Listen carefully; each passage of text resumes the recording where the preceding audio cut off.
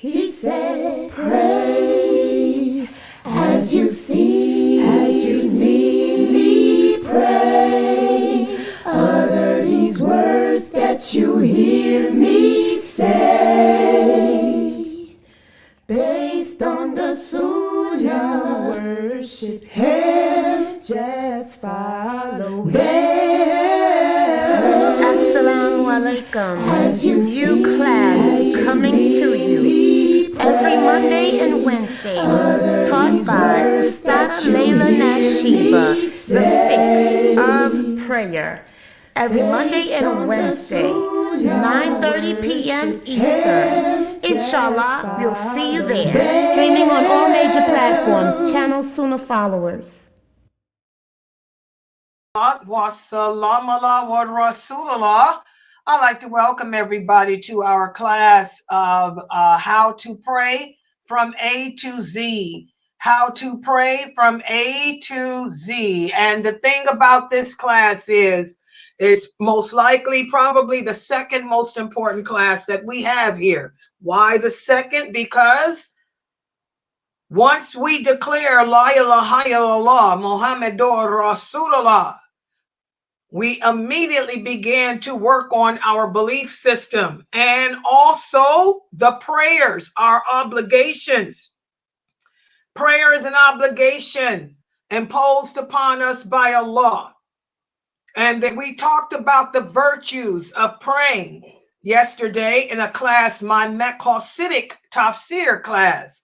Who can tell us what are some of the virtues of praying our salats 5 times a day? What are some of the virtues or the rewards of making our prayer 5 times a day? Why did Allah distance the prayers to be 5 times a day at the fixed times that they are? Can anyone answer that? So we can remember Him throughout our days and not do well in this world. Yeah. I think what she said, so we can, because I heard she must be underground. But what did she say, guys? So we can remember Him throughout the day. So we can remember Allah throughout the day and not get too attached to the life of this world, as she said. So that's why Allah has fixed the prayers like they have at their different times. You know, and how long do I have to perform a prayer? How long do I have when the Athan is called for prayer? How long do you have to perform that prayer? Up to the next prayer, with the exception of Fajr. Okay, and what signifies the next prayer? The call of Adhan. Exactly. So the Athan, you have until the Athan for the next prayer. Does everybody understand that? Except for Fajr. Fajr ends at sunrise. And we talked about that. None of you should be praying when the sun is rising. That's the forbidden time to pray. And that brings me to the next question. When are the other? There are several forbidden times for us to pray. What are the other forbidden times to pray besides sunrise? I think one of them. Go ahead, Aya. I think one of them is right at the end of Asr, because the hypocrites would wait until then to pray their prayers. Yeah, but that's okay. So what do we call that? Right after Asr, what time of day is that? That's right. But what's the time of day? Sunset. That's sunset. Exactly. So that's the sun when the sun sets. The sun sets after Asr. So exactly, the 2 of the forbidden times to pray is sunrise and sunset. And what's the 3rd forbidden time? What's the 3rd forbidden time to pray? We can't pray. When the sun is at its zenith, the highest. Exactly, when the sun is at its zenith, which is the highest level of the sky. Those are the 3 forbidden times to pray. And as Miss Jackson said, the reason why, she knew that was going to be my next answer. Good job, Miss Jackson. She said, because during those times, Shaitan, with his arrogance, he stands in front of the sun so that the people who worship the sun, when they go to bow to the sun, they're bowing to him. Good job. See how arrogant Iblis is? His throne is over the sea. He gets up off his throne with his arrogant, twisted behind, and he stands in front of the sun. Can y'all imagine that? He coming up off his throne that he made, and he gonna stand, kneel. Can y'all imagine that? Kneel. That is arrogant. Yeah, thinking of the people worshiping him. That's what the prophet meant in that hadith when he said the sun rises and the sun sets between the horns of Shaitan, because the jinn have horns and they wear dreadlocks. They have horns and locks. That's why it's haram for you Muslim women, African Americans, to be wearing dreadlocks, sister locks, brother locks, daddy locks, mama locks, baby locks, whatever y'all want to call them. Locks of any kind are haram because that's what the jinn wear. Iblis has his hair long and nasty knots, and so does all his descendants. Okay? Can y'all see that? They got horns. So he stands there, kneel. So that's why we don't pray when the sun is rising, when the sun is at the zenith, which is the highest part of the sky, or when the sun is setting. Okay? Is there an exception to that? Is there an exception to that? This is a question of fiqh. Think about everything that we learned about the times of the prayers. Is there an exception to praying when the sun is rising or the sun is setting? Is there a situation that makes it an exception? Except for forgetfulness. What do you mean by that? If you're sleeping, you don't really mean to sleep and you miss that prayer time. Exactly. The exception is if you overslept and missed the prayer or you forgot. Because the Prophet sallallahu alaihi wasallam said, if you oversleep and you wake up, make that prayer as soon as you wake up. That's an obligatory prayer. The exception is the obligatory prayer. Say, for example, you overslept, you missed Fajr, you wake up, the sun is rising, forget about that. You still make your Fajr. That's an exception. Or you were so busy at work, you work third shift like I used to do. You changing the clients, putting the clients in the toilet and giving them showers. And you had 3 clients you were doing and you couldn't stop and leave them because they can't stand up. So you have to, wait till after you've done. Then you pray immediately, whether the sun is rising or not. Everybody understand that? Good job. Miss Jackson, if you're going to twist your hair, as long as you can take a comb and comb through it that day. Yeah. As long as you can take a comb and comb through it. The prophet said, if you got hair, you got to be able to comb through it. If you can't comb through it, no. That's how the jinn walk around. Yeah. So a lot of you African Americans, y'all, and plus we have to remember allegiance. Our allegiance is not to the kafir. The kafir are walking around twisting up their hair. I'm going to be honest, you brothers and sisters shouldn't be doing that. You're taking on the hairstyles of the kafir. That's their pop culture. That's the African American lazy man's pop culture. It's ugly. If you look ugly, you can't do it. Allah hates ugliness. And when people don't comb their hair, they walk around twisting their hair up, knotting their hair up to look like the jinn. We can't do that. So it depends on how you twisting it too.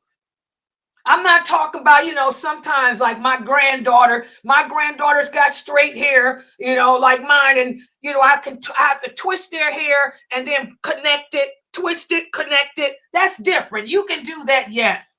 But making these hairstyles like the Catholic do with rubber bands and twisting and letting this, cause, to make it a dread, they trying to make it a lock because they trifling, don't want to comb the hair. Y'all know what I'm talking about. Y'all know exactly what I'm talking about.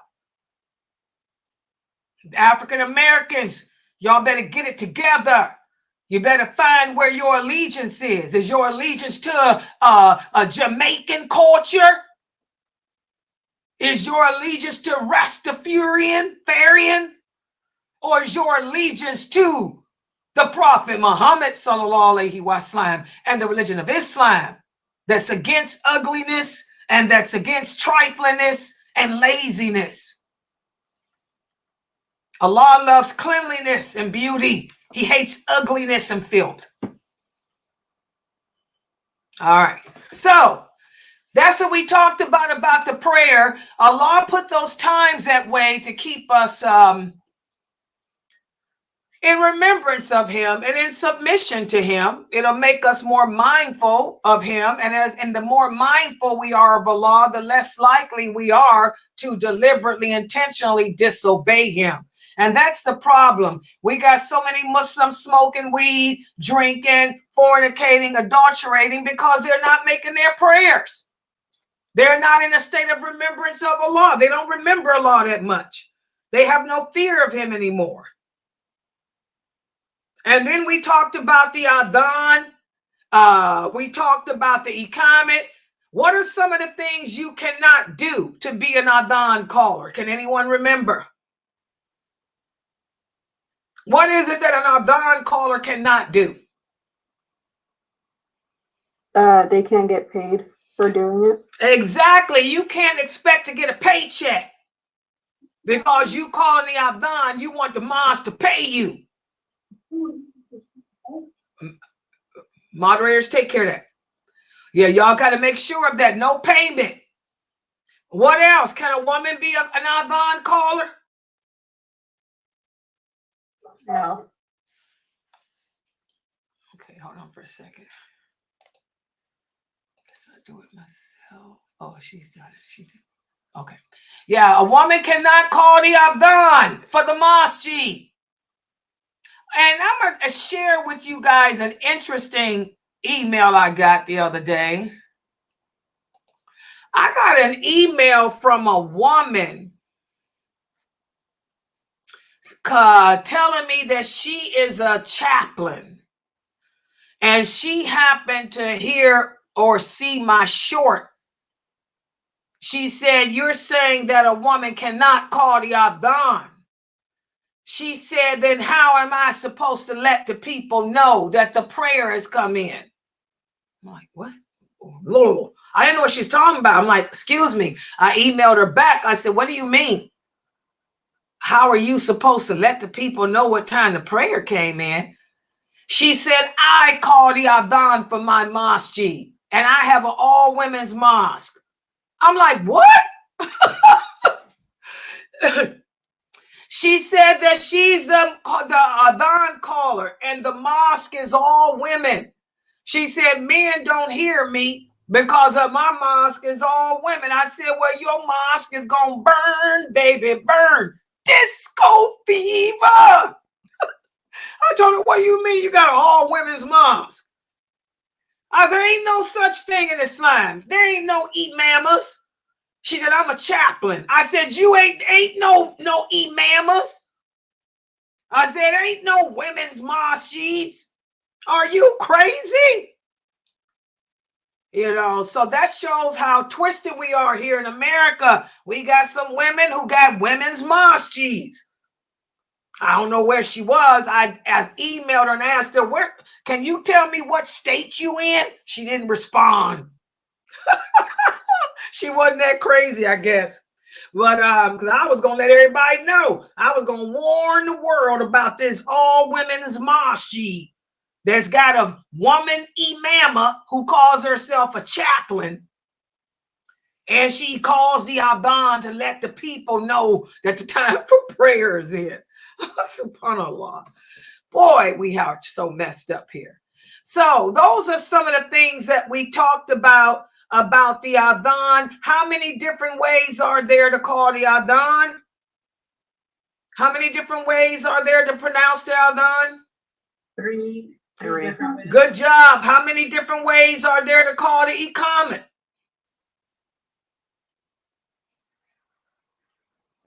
3. Good job. 3 different ways for that. And what's the difference between the Athan and the Iqamat? Who can tell us that? What is the difference between the Athan and the Iqamat? Yeah, how do they differ? Well, I mean, I don't mean how they are pronounced. What purpose? What's the difference in the purpose they serve? The Adhan. Go ahead. Go ahead. Okay. The Adhan is to let the people know that the time for the prayer has started, and the Iqama is to let the people know that to stop whatever you're doing and it's time to pray right now. Exactly. The Adhan lets you know that that prayer has come in. It's time for Dhuhr or time for Asr or whatever.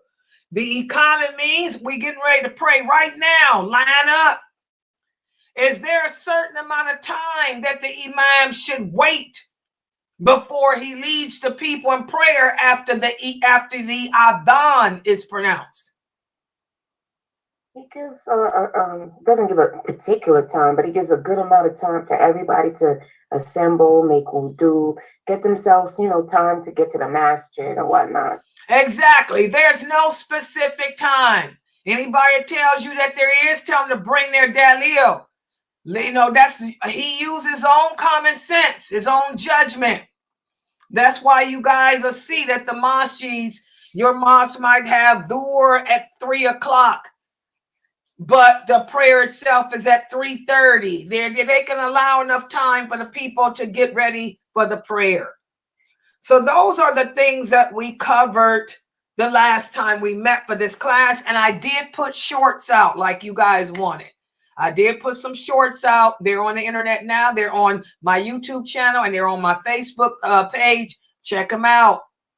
And today what we're going to do, since we covered the Adhan, we covered the Iqamat, we're going to speak about the prerequisites of the prayer. The prerequisites, that means before we actually make wudu and before we actually pray, there are some things that we need to be aware of. And let me put the PowerPoint up on the screen. Hold on. Whew. Yeah. I'm learning how to work these 2-3 computers. I got 4. 1, 2, 3, 4. I got 4 altogether, but I've been working with the 2, 3. The 4th one is just sitting there, and that's good because the 4th one is my laptop for writing, and I don't like to put nothing on that except my writing. It's the smaller, and it's a little bitty. It's an 11-inch. Okay, so here we go. Yeah. Did I put it there? Oh, wait a minute. Let me hit the button right. I'm on the wrong mouse. I always mix up, use the wrong mouse. Here we go. So today we're going to speak about the prerequisites of the prayer. Things that we need to do before we pray. Things that we need to do before we pray. Make sure you guys are watching me on the big screen TV. Make sure that you guys are taking screenshots. Yes, taking screenshots with your cell phone, with your laptop, with your tablet or whatnot.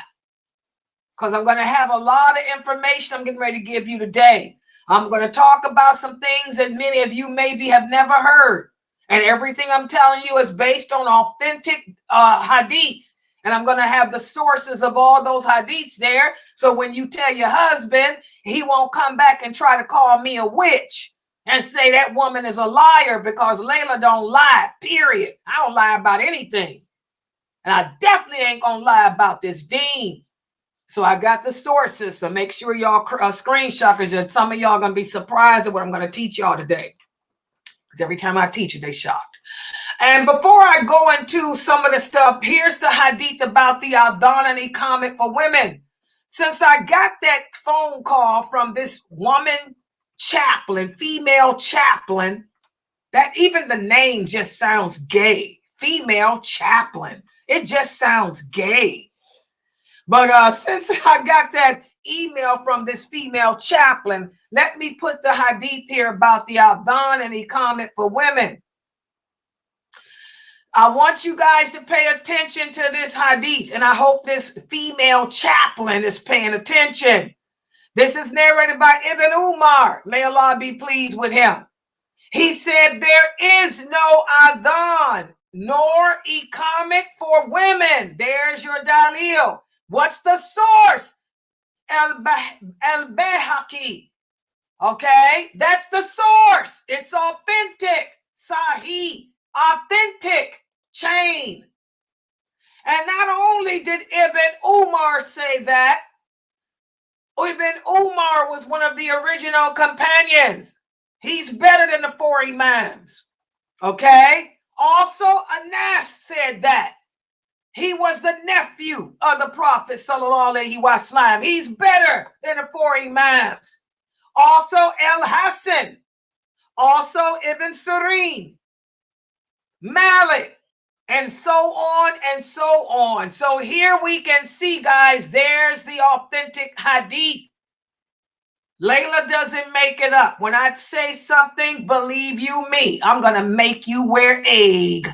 So get ready for your shell to come. All right?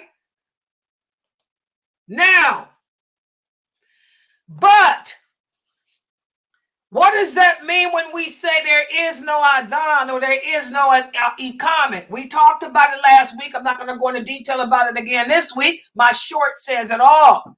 Okay, that means it's not obligatory. It's not obligatory. I repeat, it's not obligatory for a woman to call the Athan nor the Iqamat. And we talked about why. But if she wants to, she can. As long as she doesn't make her voice beautiful or too loud. You don't want nobody to be able to hear you. And where do we get that from? This authentic hadith too. Aisha, may Allah be pleased with her. She used to call the Athan and the Iqamat, and she would lead the women in her home in prayer. And she would stand in the middle. That's the source. The same source. Bayhaqi. So there's your authentic dalil on that. So we don't have to call the Athan as a woman. We don't have to call the Iqamat as a woman. But if you want to do it, you can. Just make sure that you don't beautify your voice and you don't be too loud, because it's for your protection. You don't want the men around you to know that you are alone, because a man can hurt you. Okay? It's for your protection.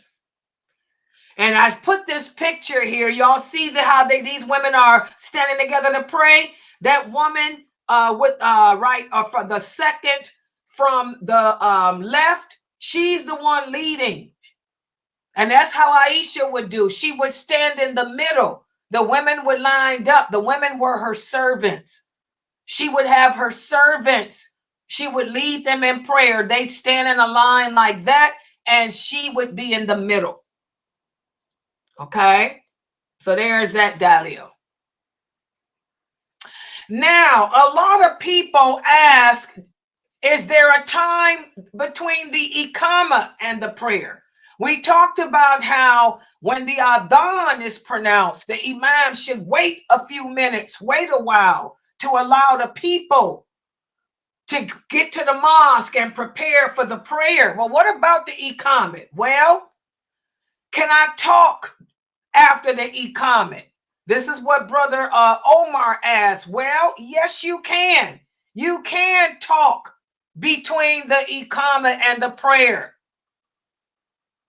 And if you do talk, you don't have to repeat the Iqamat. Where's the dalil? Again, it's narrated by Anas. And who is Anas? Anas was the nephew of the Prophet, sallallahu alaihi wasallam. He said the iqamat was made while the Prophet was talking to a man in the corner of the mosque.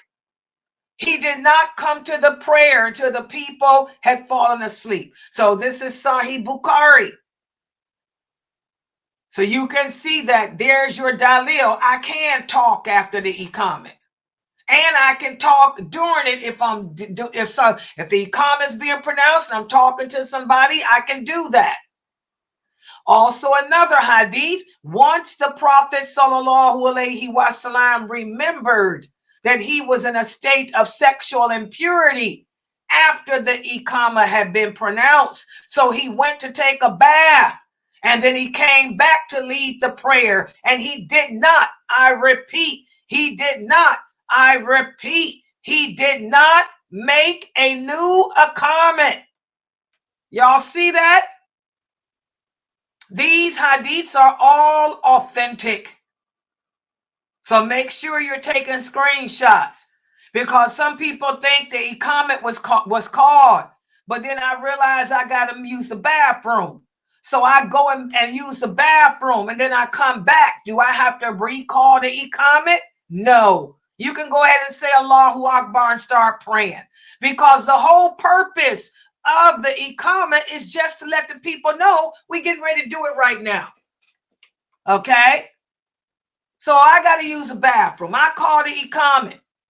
I have GERD. I got irritable bowel syndrome. I call the iqamah for myself. That happens all the time. As soon as I get through with that iqamah, got to go to the bathroom. Irritable bowel syndrome. Do I have to come back and make another iqamah? No. And there's your evidence, people. All of these hadiths are Bukhari and Muslim. What about this? Can a person who was not appointed as the caller to the prayer, can he make the adhan? He has to first get the permission of whoever is the caller. So say, for example, your community has Brother Abdullah assigned as the caller of the prayer and the iqamah. You want to do the iqamah today. You have to ask Brother Abdullah, can you do that? Okay. So these are some more rules that we have to be aware of when it comes to the iqamah. And also more about the iqamah. You can't sing it. You guys remember that video from 2 years ago? There was some African-American brother in California. I think in San Diego, he was a new shahada, and he sang that he was calling the adhan, and he had his own little beat to it. He made it sound like some song and stuff. This is haram, to sing the adhan or to make it in an inappropriate way or an improper Arabic by adding words to it or letters to it or over elongating the vowels or shortening the vowels. This is haram, because it's going to change the meaning. Arabic is a different language than English. If you over elongate, you're going to change the meaning of that word. If you make that word the vowel too short, you can change the meaning. And where's my dalil? Right here. One of the companions said, I saw Ibn Umar tell a man. He said, I am mad at you. I am angry at you for the sake of Allah. The man said, why? He said, because you sing when making your adhan, and you ask people to pay you for it. Oh, yeah.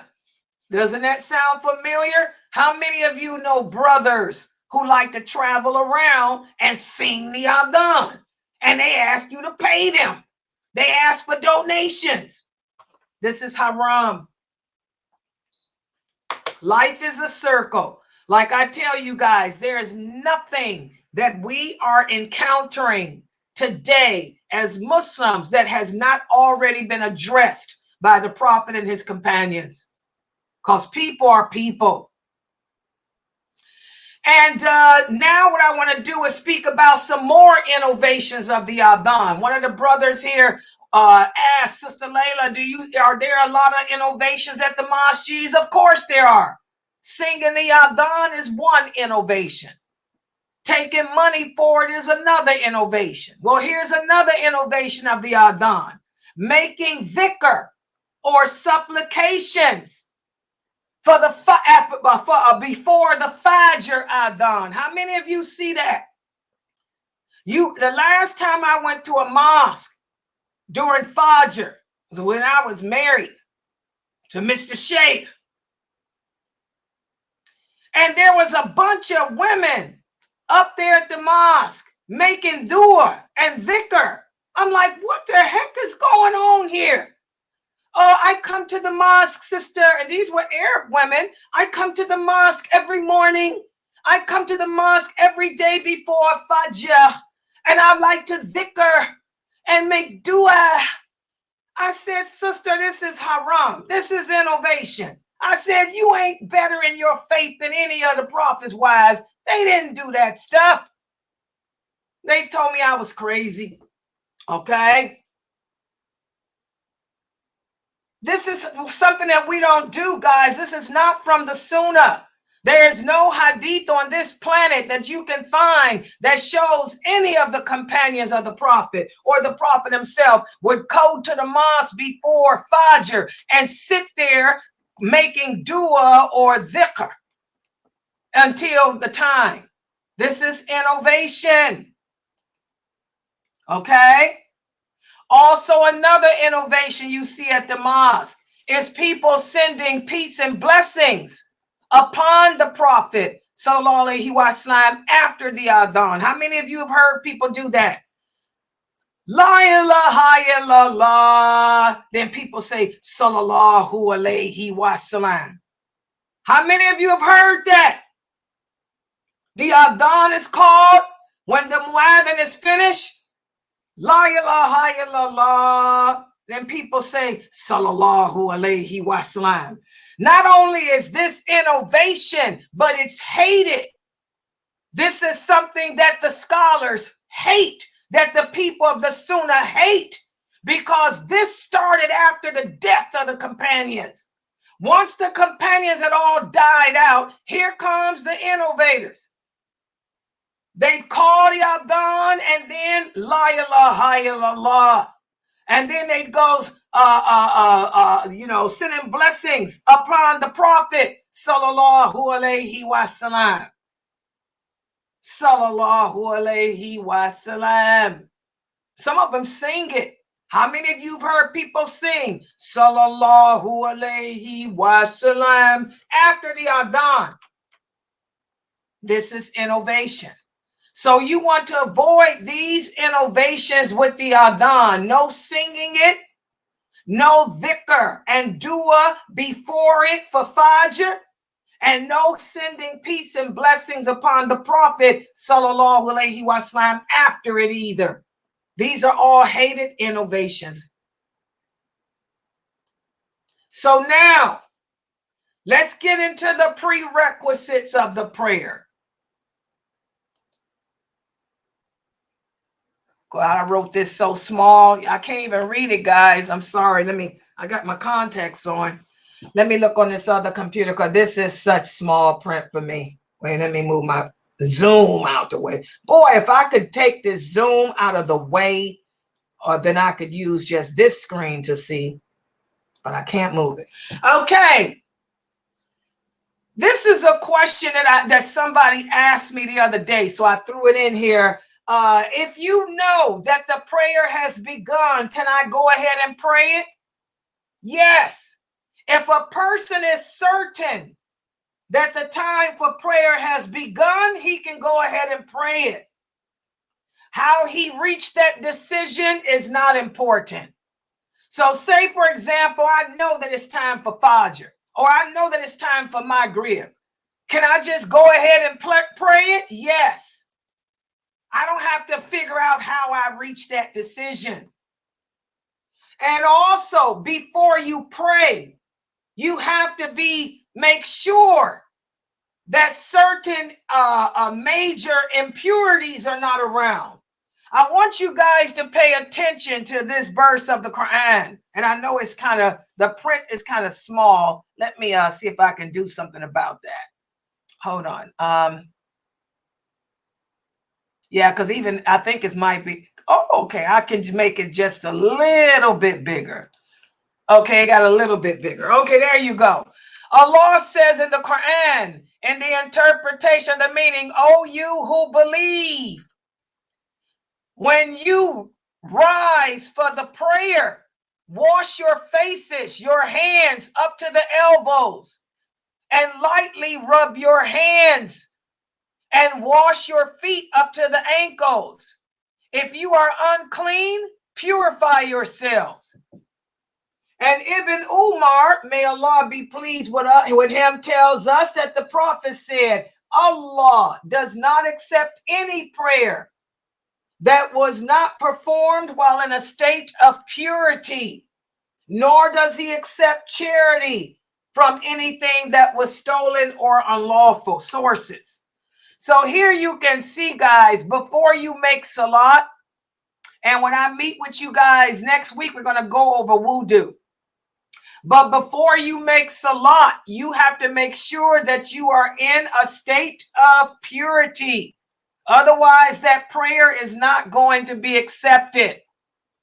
And not only must your body be in a state of purity, but your clothing too. Let me see if I can make this bigger. Your clothing too. Okay? If you cannot remove physical impurities, then you can pray in that garment and you don't have to repeat it. What does that mean? Say, for example, there's some impurity, like some urine or something on your garment. If you see it, go ahead and wash it off or wipe it off or whatever. But if you didn't know, it's okay. It's okay. It's okay, and you do not have to repeat the prayer later. Where's my dalil? Anas tells us that the Prophet sallallahu alaihi wasallam said, "Stay clean of urine, as the majority of the punishments in the grave are due to it." So if you know that you got urine or something on your clothing, try to clean it off. But if you didn't know, or if you can't get it all off, then it's okay.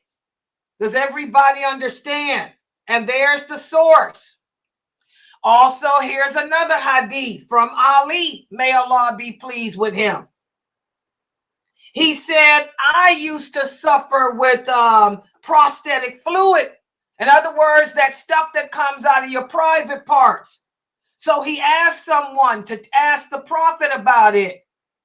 And the Prophet sallallahu alaihi wasallam said, simply make wudu and wash your penis. So that's the same for you sisters too. You know, if you have that discharge, we all have a discharge that comes out from our private part. You know, do I have to take a ghusl before I pray? No, just simply wash your private part and make a wudu. Wash your private part and make a wudu. And we're going to go into more detail about that when I cover the wudu next week.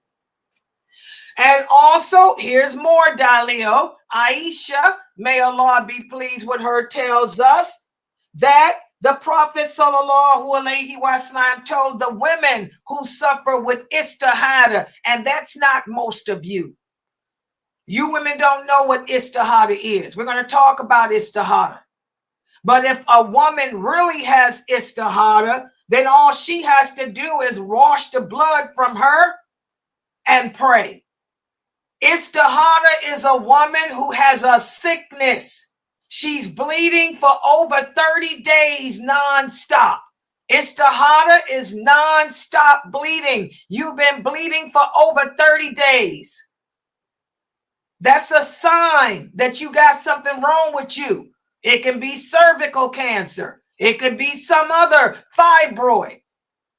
But even then, and we're going to talk about it, you have to look at the color that's coming out of you. Because if it's too filthy, we don't pray. And we'll talk about that in another class. Okay? So we have to free ourselves, our body and our clothing and the place that we're praying. Make sure it's clean and free of urine. Okay? Free of urine. One of my co-workers worked in a different cottage from me. The cottage that person worked in had some nasty people in it that kept the bathroom nasty. And I remember when he would go in to pray in the bathroom, he says, Layla, I'd have to mop the floor first. But that's how men are. Men are nasty. Some of them Kaffir men. They stand up and urinate everywhere. Whereas where I worked, my bathrooms were clean. The women where I worked with were like me, clean and OCD. We didn't have that issue. But I remember my other Muslim co-workers, he'd have to mop that floor and because he'd go into the lounge area and pray, but he'd have to mop it down. All right, so make sure that the place, your clothing and stuff is as clean as you can get it. And also about the clothing. Allah tells us in the interpretation of the meaning, purify your raiment, your adornment. And we have a hadith whereas one of the companions said he heard a man ask the Prophet, can I pray in the same clothes that I had on when I had sexual relations with my wife? The Prophet said, yes, you can. But if you see some stains on it, then wash the stains out. And there's the dalil. So yes, I can pray in the shift. A lot of women ask me, Sister Layla, can I pray in the nightgown that I had relations with my husband in? Yes, you can. But if you see any stains on your nightgown, just try to scrub them off or scrape them off. Wash them off with a wet towel or scrape them off with your finger. Okay? Also, Muawiyah, may Allah be pleased with him, he tells us that he asked Habiba. Habiba was his auntie. His sister. He said, did the Prophet sallallahu alaihi wasallam pray in the same clothes that he wore when he had intercourse? She said, yes, if there were no stains on it. So there's more dalil. And also more evidence. Abu Sa'id. He tells us that the Prophet sallallahu alaihi wasallam took off his shoes one day. And the people took off their shoes too. And when he finished the prayer, he asked the people, why did y'all take off your shoes? Which is the proof that you can pray with your shoes on. They said, we took off our shoes because you took off yours. He said, well, the only reason I took my shoes off was because the angel Jibril had come to me and told me that I had some feces on the bottom of them. Other than that, I would have kept my shoes on.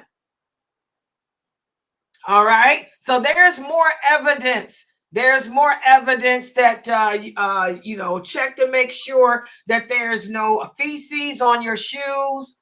If there is feces or something on it, wipe them off.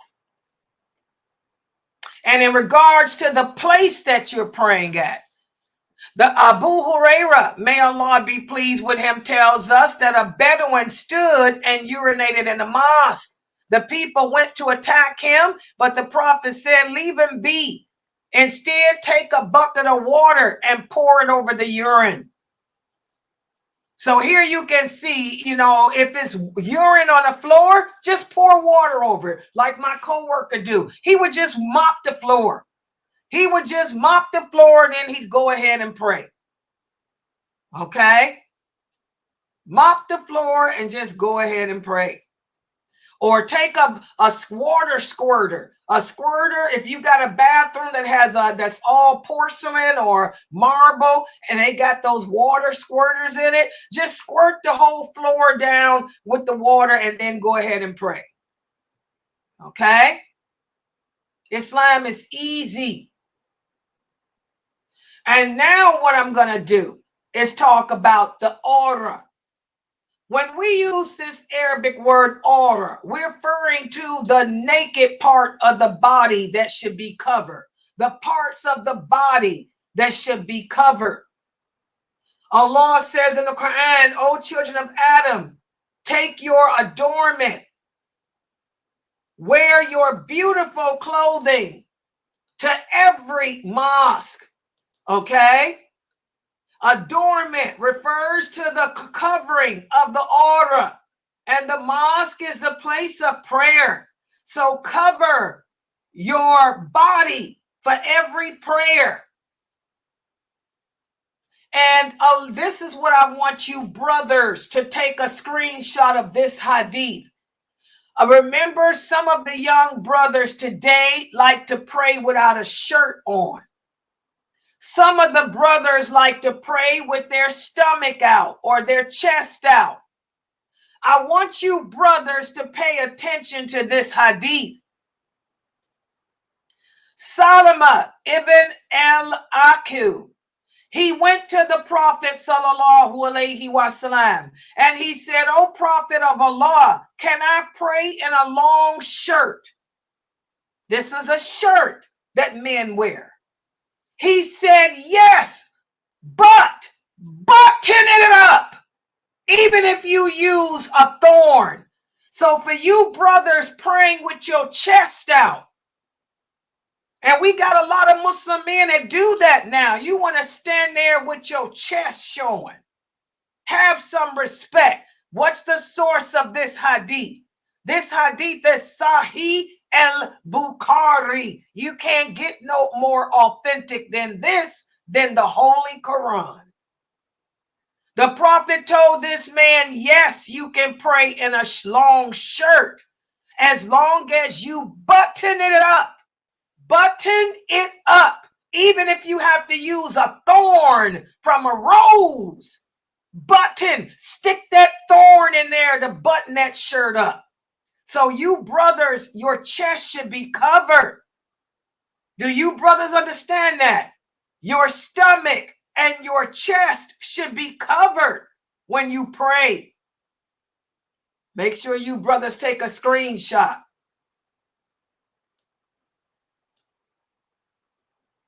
What about the thighs? This is another question. Can a man pray with his thighs out? Well, now we get to these hadiths. Pay attention.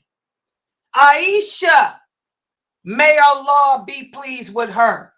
She said the Prophet was sitting with his thigh exposed.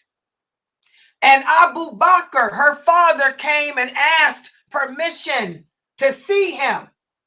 And the Prophet saw him. And then Umar, may Allah be pleased with him, came to visit too. And the Prophet allowed him in. His thigh was exposed. But when Uthman came to visit him, the Prophet covered his thigh. And when they left, she said, "O Prophet of Allah, you allowed my father and Umar to see you with your thigh exposed. But when Uthman came, you covered it up." The Prophet said, "Oh, Aisha, shouldn't I have haya or shyness of a man who even the angels are shy of?" Because Uthman was a shy little young lad. Uthman was younger than them and shy.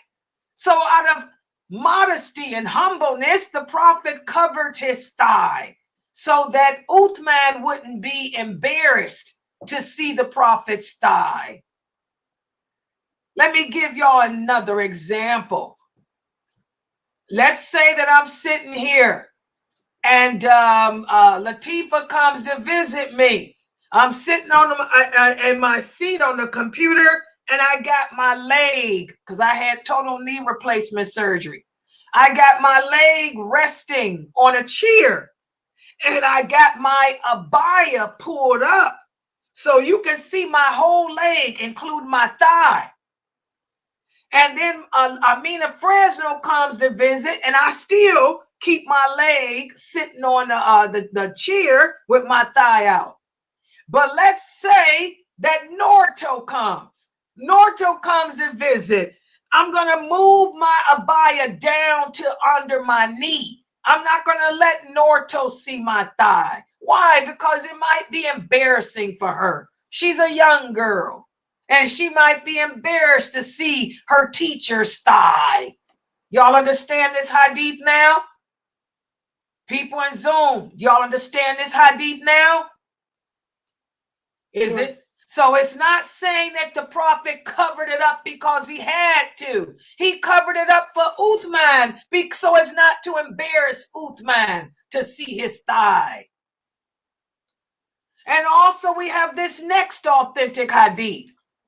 Anas tells us during the battle of Khaybar, the prophet's gown was withdrawn from his thigh, and I could see the whiteness of it.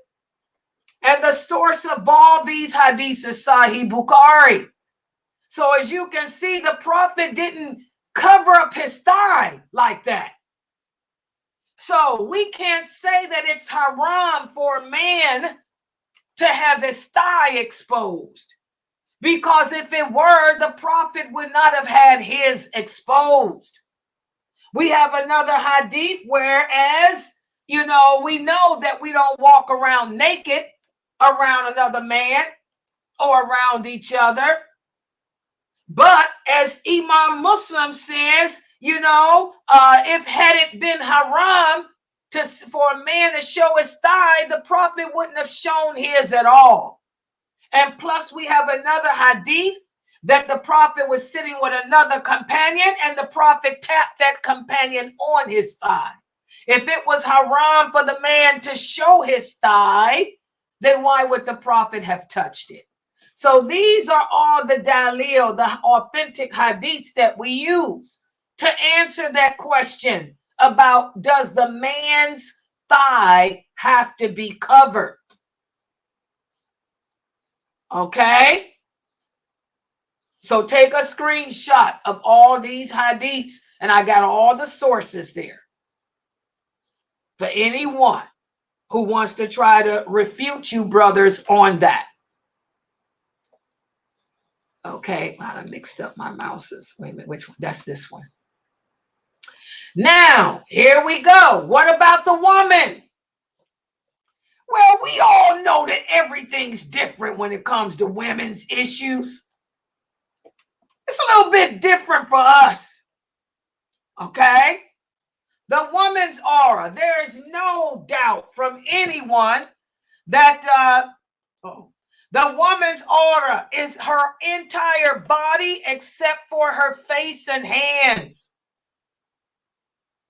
And that's based on the verse of the Quran where Allah says in the interpretation, the meaning, to display their adornment, only that which is apparent. And apparent means as Ibn Abbas, as Aisha, radiallahu anha, and as Ibn Umar said, when Allah says only that which is apparent, that refers to her hands and face. The woman's hands and face does not have to be covered, but her feet, the top of her feet, her neck, her ears, her arms, all of that does.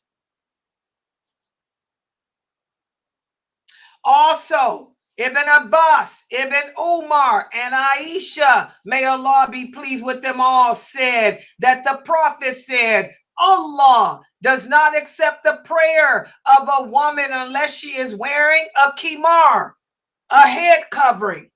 I want you sisters to pay attention to that. And you guys see how I am not teaching you what the four imams said. I don't care what the four imams had to say about the prayer.